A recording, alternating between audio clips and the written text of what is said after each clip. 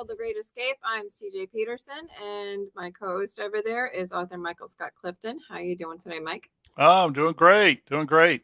How was your weekend?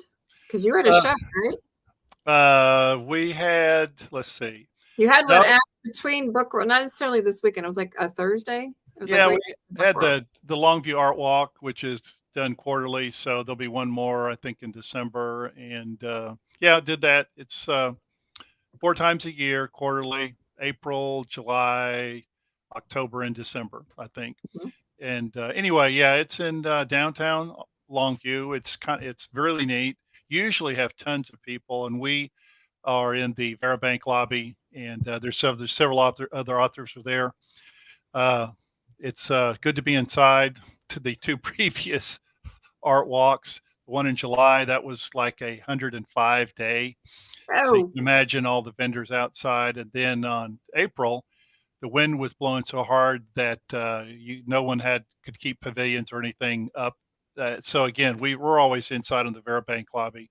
You don't have quite as much traffic there, but at the same time, you don't have to worry about adverse weather, et cetera, et cetera. But anyway, yeah. So it's been a good week. And Friday, I'm supposed to do a book talk with DC Gomez. She's at eight mhm. o'clock in the morning. So I'm gonna have to get up. I mean, I usually get up early, but I'll have to get myself wide-eyed and wakened Why for is she so for early? that. Hers is usually 8 o'clock at night. Ah, I'm pretty sure she said 8 o'clock a.m. I wrote that down. Uh, So Maybe she's uh, pre-recording it early. I don't know. I don't know if she might be. I imagine it could be something like that. So I was gonna anyway, say, 'cause normally she's normally like the night. It's usually like 6 or 7, something like that. really, does she? Maybe Well, she does does she? both. She may be pre-recording. I'll probably email her just to make sure. I was going to do that anyway because it seemed to me a little, it's I early in would the morning, but I'm verify fine. because DC does work, so I don't know. She may be trying to fit something in between and then being able to post it. I have no idea, Okay. but Okay. she's a really cool lady. Love her books.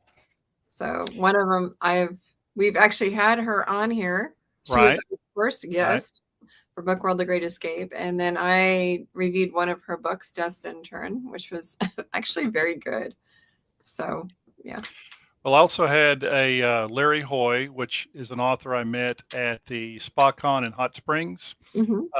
We exchanged books. I gave him the Treasure Hunt Club. He gave me his book, which I think I showed you. This book here, Hmm. Demon's Kiss. Anyway, he spotlighted the Treasure Hunt Club, and what he does is he gives sort of like the summary description, like you'd put on the back jacket or on an Amazon advertisement, Hmm. and then he reads part of the first chapter, and he's called the First Chapter Podcast. He does that for other authors. So anyway, he is at www.larryhoy, that's LARRYHOY.net, and you can see the podcast that he did, the broadcast of the Treasure Hunt Club, the first chapter. I looked at it; it's pretty neat. He did a pretty good job. Very cool. Well, my week has been actually mainly a family focused week. I know we have a wedding this weekend to go to, but this last weekend we just did a family weekend. It was just like, let the world stop for a little bit, let us get off and just enjoy life for a bit. And sometimes you just got to do that. So it Okay. was very nice. We've slowed down for Comic Cons. I think our next one is March. So Oh, I think, really? yeah, we've slowed Okay. down immensely. I know we're also thinking about doing the Texas Ren Fest on Celtic Christmas weekend, which is our favorite. So we started doing those last year, and it's super fun. If you've never been to the Texas Ren Festival, it is very cool to go to. I love the Celtic Christmas weekend. It's just something that's, I think, pretty much all ages could enjoy, So especially you're not weekend. doing the Tyler Comic Con? No, Oh, okay. mm-mm. Okay. Just a time thing. I wasn't sure if I'd be off crutches and wheels. Oh, that's right. That's right. That's right. Yeah. But I am. So, but Okay. today we're going to be talking character inspirations. And so, where do you get your characters? How do you get your characters? How do you do character arcs? How do you do, there's a lot of things that go into characters because they're the story. I mean, you can have a plot, but if you don't have a good cast of characters, then it does you literally no good. Hi, Mombi. That's Momburella. So if you don't have a good cast of characters, you're not going to have a good story. No. So for you, where do you get your characters? Well, I'm sure you face the same thing. I get asked that all the time at the book events I've been at. It. I don't. It's at least every single event I've been to. I get that asked at least once. Mm-hmm. Well, where do you get inspiration for your stories? Where do you get inspiration for the characters that you use? And I think in my case, because we are both pantsers, Mm-hmm. we're not planners. Okay. I think that I have an idea for a character in mind. I don't know where it comes from. I'm sure it has something to do with the interactions. I've lived long enough that I've come across a wide swath of people of different types and personalities. And maybe it's a subconscious thing, in the back of your mind. Maybe sometimes, you just think of something that pops in your head. And yeah, that'd be a good character for a story. I think the better question there would be, okay, so how the old saying, the old adage, what came first, the chicken or the egg? So what came first, the idea for your story or the characters that populate them? And for me, the story comes first. I've got an idea of a story, and then the characters that would populate that story logically follow. Mm-hmm.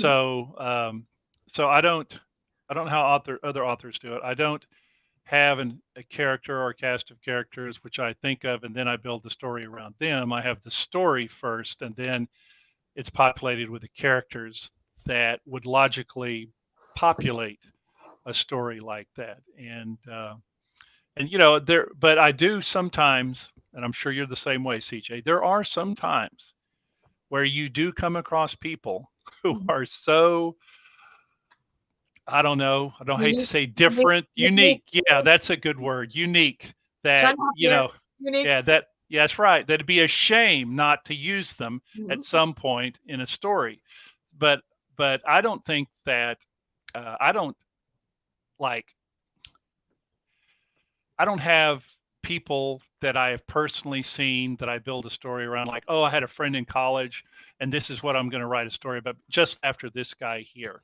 I just don't do that. And, but I will say, like I said, when you live long enough, if you come across a wide enough variety of people, it is a very target rich environment. You have no shortage of interesting kinds of characters and people that you can build.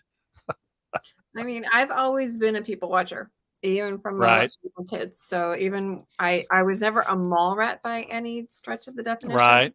But whenever I did go to the mall, I would people watch. I'd people watch at church. I'd people watch everywhere. And so and I moved around a lot. I calculated in a 10-year time span one time moving 18 times. So we moved around a lot, and being an Army brat, you get used to seeing people just as people as they are on their inside, not necessarily on their outside. But of course, their outside makes, some unique characters as well. But a lot of times, I do not know how many times people come up to me and said, "Hey, can I be a character in your book?" Right. Is usually the first thing. And then the second thing is usually followed by, "Please don't kill me." Sometimes there's kind of like, "Oh, please let me kill you. Please, I can do it gloriously. I promise you I can." But a lot of times, what I do is I get the story idea. And strangely enough, I will go to Dreams Time until I find the perfect person who I think would fit that character. And okay. And that's because if you notice, a lot of my books have actual people on the covers. Right. I don't know if you can see them. There we Right. go.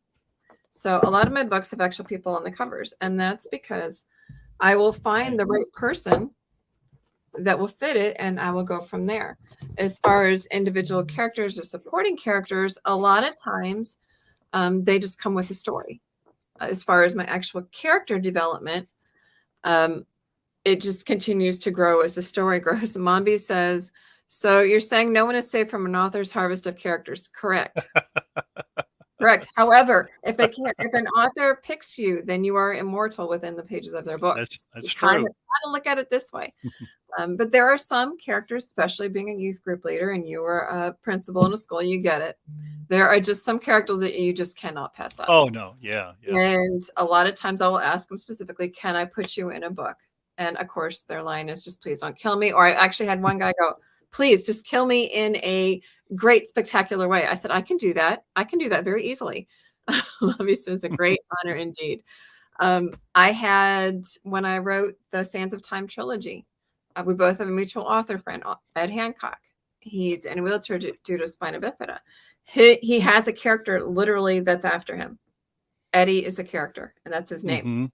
And so, you can find some unique people that will add to your story and just give it the twist that it needs. And, it's amazing. Sometimes I'm like, your character did this, especially Ed Hancock. And he's like, oh, yeah, great. No problem. Was Just it don't kill me. justified? Yeah. He's like, no.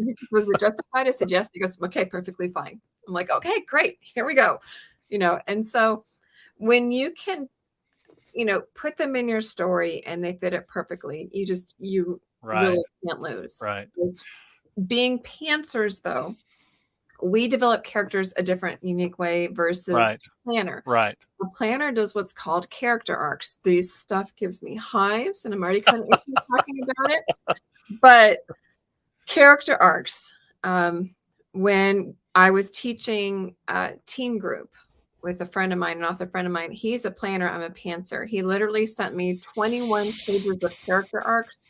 I took in my 3 pages, and his was just for one book. I took in my 3 pages of characters for 12 books versus his 21 pages for one book. And I said, this is the classic difference between a planner and a pantser. A planner will take each individual character, kind of like world building, and they will know more about that character than the reader ever will.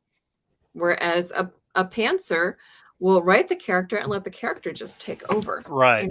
It's kind of wins on both. Right. If you're an organizer and you need that organization, nothing wrong with it, unless you're a pantser. Right. Then you get hives. But if that's your style, then go for it. As far as names, a lot of times I will honestly go to baby name places. If it's a different country, I'll say last names for Ireland or last names for England and kind of skim through the names. And I'll be like, okay, I need, no. Yeah, that fits, And so if I'm looking for unique names, I'll think, okay, what is this person's background? Katie McKenna from Grace Restored series. She's the Irish background. So I found the McKenna. And of course, Katie is pretty high up there in Ireland too. And so like her mother's name was Meg. And so, there are different ways that you can get ideas for names. Like I said, baby name sites are a phenomenal place to find them. Well, names are important to your character, obviously, because if the name doesn't fit your character, then, you've already made a huge mistake. That's where Dream Times comes in for me. Dream Times, it's stock photos. So that allows me to be able to, kind of put a face, and then I go, sure, the name fits. No, it doesn't fit.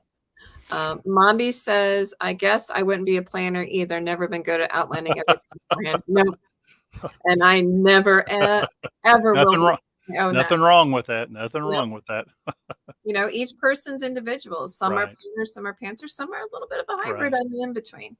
But if you're sticking a planner in a room with a pantser, one of them's going to get hives and one of them's going to get frustrated. So just telling you flat out. And you try to get them to write in the same book, like a co-author a book, it's good luck with that. Well, names, that's a good point, because in the Conquest of the Veil series, a fantasy series that I just completed in July with the 4th book, in the first book, I have a pretentious, spoiled, rich girl. And her name is Lady Anne Golightly. Now, you need a pretentious name for a pretentious person. Had her name been Betty or Sue Mhm. that would not have fit the character. Correct. Now, I do have, there's a two or three things too, I think, with characters and characterization uh, that I think we all use, whether we're planners or pantsers. And that is, if you, like you had said, you may go to the mall and you people watch, okay? Mhm. Quirks that certain people have. Okay, hold on Uh, just a second before we go to there. Nancy Durham says, "How do you create a character's name?" A lot of times we're just talking about it. Sometimes it's somebody you know. Sometimes, like I had Officer Herman Williams. His real name is Bill Herman.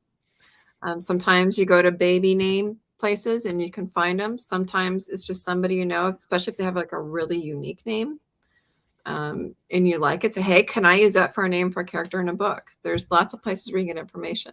But regarding quirks, oh, so anyway, with quirks, I think whether you're a planner or a pantser, I think we all use quirks, things that we notice that other people do, mhm, like their mouth. For example, someone who's constantly looking over their shoulder, like they're playing with hair, biting yes, yeah, nails. or twirling their hair. Mhm. Or I'm reading a novel by Stephen King called Fairy Tale, and one of the bad guys in there ends each sentence with a ha ha, and that's kind of a quirk. So quirks are good character traits Mhm. that help to Are identify. they OCD and have to do things in three? Right, What is it that, and it's better to have characters that do have quirks because it makes them more human. You don't want like a pat character, I guess is the word I would right, use. right, One that's a stereotype. You don't want those. If they're bad, why are they bad? If you can get a reader to understand and actually somewhat sympathize with the villain, you've done your job well. right. Because if they Good. fully understand why they are the way they are, then you've done it well. And sometimes the quirks are the story Mhm, of the character. So, like in the old TV series Monk, mhm, he is very exactly. fastidious, and everything has to be clean. He won't step on cracks. Everything must be He's complete. major OCD. Yes, yeah, he's OCD, and probably who knows, maybe a little touch of autism as well. Because Mhm, everything has to be logically put in order. So I think too that with characters, um, when you observe folks and you oh, I know what I was going to say. Yes. So with uh, series, mhm, with formulaic writing, mhm, okay, your characters don't change. Now they can evolve. mhm, Okay. The very important point, they can evolve. But you take the Harry Potter series, Harry Potter and his friends. Okay. Harry Potter was the same Harry Potter from the first book to the last book, mhm, with growth and evolvement, and of course all of his friends as well. And mhm, so when you have series like that, once you have your characters established, then at that point it just what you're doing is you're adding characters mhm. to maybe some bad guys or something like that. Or um, something surfaces from their right, past. right, right. So I mean, and I think too, with with authors who do a lot of formulaic writing, uh, Mhm, 90% of their work actually goes into their first book, because as far as characterization goes, because that's where they're establishing their characters. Agatha Christie, Perot, okay, the Belgian sleuth, okay. She came up with a killer character and wrote a lot of books with Perot as the main character. So it can be a little easier, you mhm, know, once if you do formulaic writing and you have um, a series. I mhm, think with us though, and I know especially with myself, um, I try not to have similar characters in a new book mhm, that's not really related to the books I've had before. And I think readers pick up on that pretty quick after a while. And unfortunately, I think some of the authors, I read a lot. I read across a lot of different genres. mhm, I've read a lot of famous authors, very successful authors, John Grisham, David Baldacci, Stephen King, and others. And I have noticed though that sometimes when you've written 5, 10, 20 books, you do get to the point where your new characters Mhm. do start to look like the old characters you had in previous books. And of course, you don't ever, as an author, Mhm. want to fall into that trap. Well, I know with my Team Angel series, which is like 13, 14 books, I think it's 14 books, the characters cross over storylines. So I'm able to pull different characters up, to pull different characters forward, and that was done. But when I moved over to the Sands of Time trilogy, each one of the kids had a different ability. The ability kind of affects their personality. A lot of the mind ones are usually shyer because they know what's going through people's minds, Right. and they're empathic. So they tend to be a little bit more shy around people because they're literally reading your mind. But then there's the telekinetics who are stronger, which means they have a stronger personality because they can take you down like that. So it's like a lot of times, and then Adam is one who is like kin to a precog. So he's used to studying people. So he's very observant before he jumps in. So there's different glitches, but there's also things like hobbies. Do they Yep. garden? Do they draw? Do they play an instrument? Do they skateboard? Do they like sports? Do they not like sports, but have always wanted to? There's a lot of different people. Kind of think through your school. I mean, and kind of bump it up to adulthood if you're writing bigger people books, as I call them, or if you're writing YA or new A books, just make sure to make them different. It's Right. kind of like there's basically 7 storylines in the entire world. It's that each author brings a different perspective to change the storyline in a different way. It's kind of like when we did that anthology with the underground authors. We were given a single picture and we literally had Mhm. 10 to 12 different stories with just this one picture. And so it's like you can take things and kind of put your spin on them. What I'm doing sometimes is even changing genres. Right. I had like the paranormal, supernatural, and the Team Angel. I've got straight sci-fi with dealing with genetic manipulation and abilities in the Sands of Time trilogy. I've got time travel and chain reaction, and I'm working on a more of a romance, kind of a little bit on the dark side, but a little bit of a romance on the new book that I'm working on now. So it's like sometimes if you feel like you're in a rut, kind of adjust the genre a little bit, see if that can pull you out. Well, all authors, you have certain types of people. Mhm, For example, take bullies. Okay. If you have a book that has a bully in it, well, everyone knows what a bully is. mhm. Okay. Why is he a So bully or she a why bully? is, and what does this bully look like? Is it a in your face bully? Is it is he or she a sneaky bully that does things behind your back? Mhm, Is it a bully that puts up other people to do their dirty work for them? And mhm, so, and I think too, that's in making a character. If you're going to have a character that's a bully, that's a very mhm, well-worn trope. Everybody knows what a bully is. So how does your bully stand out above the other bullies that mhm, every other author has written about? And that's where, you have to be a little bit creative, that you don't just have your stereotypical bully that's like everybody else's. They have to be a little bit different, mhm. and And why? serial killers are, another, that's in murder Yes, mysteries and Ted crime Bundy dramas, versus Dahmer. I mean, you or serial killers are even different. or Dexter, the series Yes, Dexter. Well, Dexter is there. Well, is he a good? He's a, I guess he's he's a good a good serial serial killer because he only kills bad guys. But see, but those are that's the traits unique. that make him different. That's right. That's what makes That's him unique. extremely unique. And that's what was so cool about Dexter. And he was very meticulous in what he did and Yeah, how he well, did it, have who you he ever think chose. you'd, yeah, and you'd find yourself pulling for the serial killer. That's what I'm Who would have saying. thought that, right? If you can, Casey says we love a good serial killer. If you can sympathize with the villain and understand the villain to the point that you kind of are starting to sort of pull for him, then, like I said, the writer has done their job. If he's just a bully for sake of being a bully, then you haven't done your job. No, it's, You know, you have to why?